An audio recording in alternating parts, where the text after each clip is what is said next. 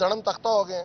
एक नोटिफिकेशन उन्होंने किया था 27 मई को, जिसके तहत एडमिनिस्ट्रेटर ने कहा था कि इस्लामाबाद की आबादी बढ़ चुकी हुई है, जो 27 नवंबर को ख़त्म हो चुका हुआ है और नल वॉइड हो चुका हुआ है, क्योंकि वो एडमिनिस्ट्रेटर उस वक्त MCI का एडमिनिस्ट्रेटर ही नहीं था।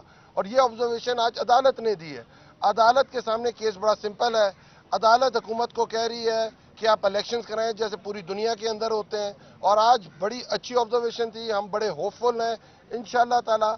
अगली तारीख 10 तारीख, जब भी 10 दिन बाद तारीख लगेगी ऑनरेबल हाई कोर्ट के अंदर, मेरा ख्याल है उस दिन इस्लामाबाद के इलेक्शंस की डेट आ जाएगी, और इस महीने इंशाअल्लाह ताला इसी महीने इस्लामाबाद के अंदर लोकल गवर्नमेंट इलेक्शंस होंगे।